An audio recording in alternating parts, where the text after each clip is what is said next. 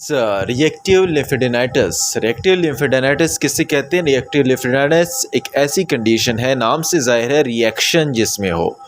Reaction का मतलब है कि हमारे पास यहाँ पर इन्फेक्शन होता है। किसके ख़िलाफ़? हमारे पास इन्फेक्शन होता है against lymph node. Lymph node जो हैं उनको उनके अगेंस्ट इन्फेक्शन हो जाता है, उसका नाम है रिएक्टिव लिम्फेडेनाइटिस। और वो इन्फेक्शन कैसे होता है? यही इन्फेक्शन हमारे पास एक्टिवेट करता है किसको?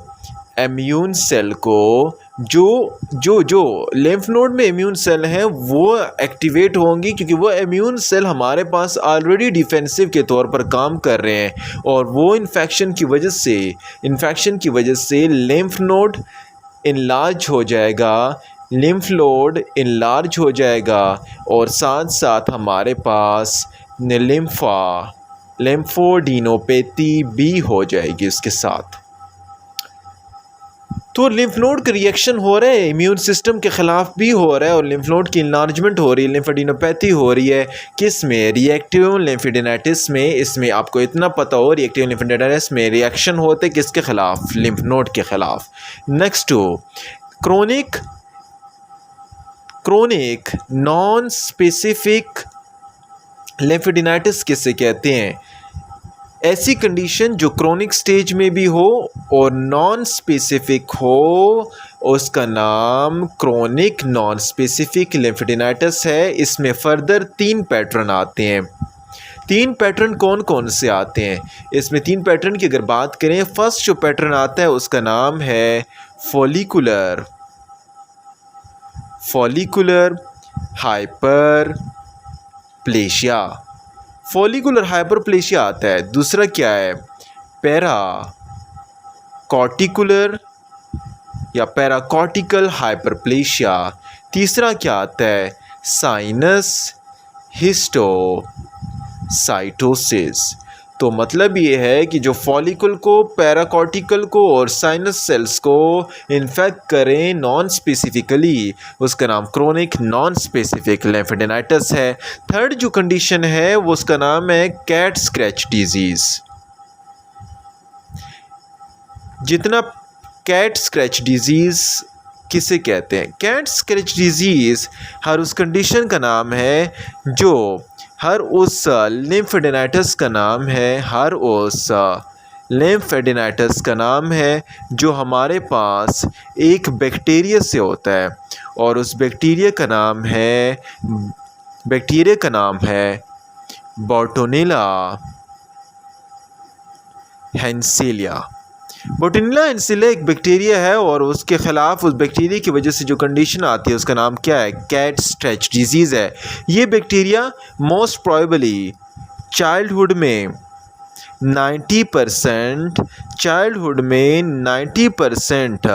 जो यंगर पेशेंट होते हैं उनमें ये बीमारी काज करता है। यंगर पेशेंट का मतलब यह है कि जो 18 साल की उम्र में हो, 18 ईयर एज में हो, उनके अंदर ये काज करता है और ये उनके लिम्फ नोड को इफ़ेक्ट करता है। उस कंडीशन का नाम क्या है? कैट स्क्रैच डिजीज़ है।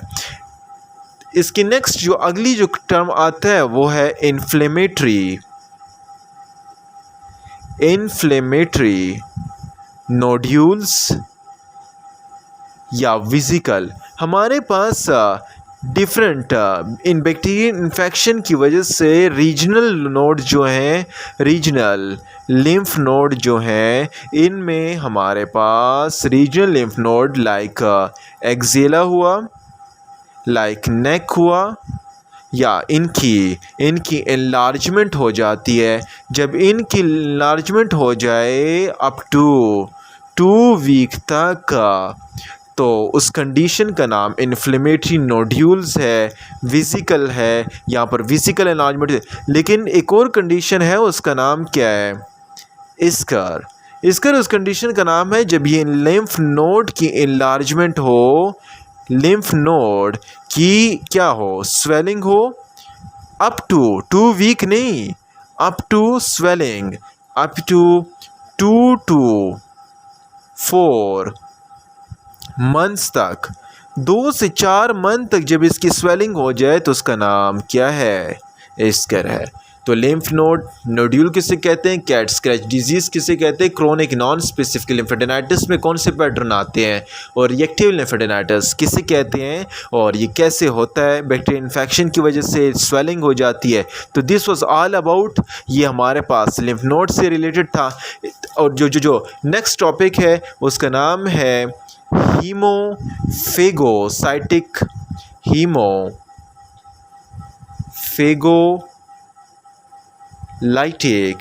लिम्फा हिस्टोसाइटोसिस। अच्छा, अभी इस कंडीशन में क्या होता है? हीमोफेगोलाइटिक लिम्फा हिस्टोसाइटोसिस में हमारे पास कोई भी वायरल इन्फेक्शन हो रहा है। ये वायरल इन्फेक्शन हमारे पास वायरल इन्फेक्शन हुआ। वायरल इन्फेक्शन की वजह से हमारे पास प्रो इन्फ्लेमेटरी एक्सपोजर होगा। प्रो इन्फ्लेमेशन, जो हमारे पास इन्फ्लेमेटरी सेल हैं उनकी क्या होगी? कोशिश होगी, उनकी ये कोशिश होगी कि वो फेगोसाइटोसिस करें। अभी वो प्रो इन्फ्लेमेटरी कंडीशन की वजह से फेगोसाइटोसिस वायरल की करना चाहेंगे, लेकिन वायरल क्या कर देगा?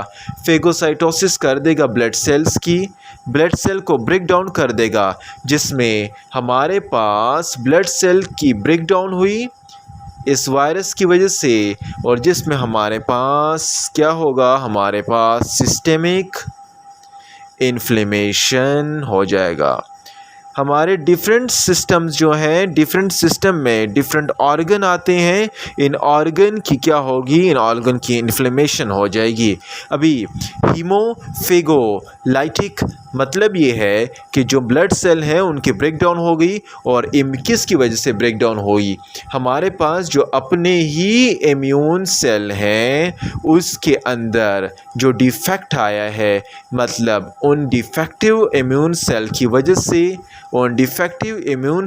वजह से हमारे पास ये कंडीशन अराइज हुई है। और इसके अलावा हमारे पास एक सिंड्रोम काज कर देगा, जिसे हम क्या कहते हैं? सिर सिंड्रोम, मतलब सिस्टेमिक इन्फ्लेमेटरी रिस्पॉन्स सिंड्रोम इससे अराइज हो जाएगा। तो यहाँ तक कहानी ये है कि हीमोफेगोलाइटिक लिम्फोहिस्टोसाइटोसिस, जिसमें viral infection pro inflammatory condition तो सिक्रीट होता है, लेकिन वो परफॉर्म नहीं कर पाता, जिसकी वजह से आरबीसी की ब्रेक डाउन हो जाती है। इम्यून सेल डिफेक्ट की वजह से हमारे पास वायरस का सिस्टेमिक इन्फ्लेमेटरी रिस्पॉन्स सिंड्रोम आ जाता है। हमारी बॉडी में डिफरेंट सिस्टम जितने भी हैं वो इन्वॉल्व हो जाते हैं। तो यहाँ तक reactive lymphadenitis, chronic non specific lymphadenitis, cat scratch disease, inflammatory nodules, eschars और हीमोफेगोलाइटिक लिम्फा हिस्टोसाइटोसिस किसे कहते हैं। दिस वाज ऑल अबाउट, थोड़ा बहुत हमने इसके बारे में पढ़ लिया है, और इससे आगे जो नेक्स्ट स्टेप है वो हम नेक्स्ट लेक्चर में देखते हैं।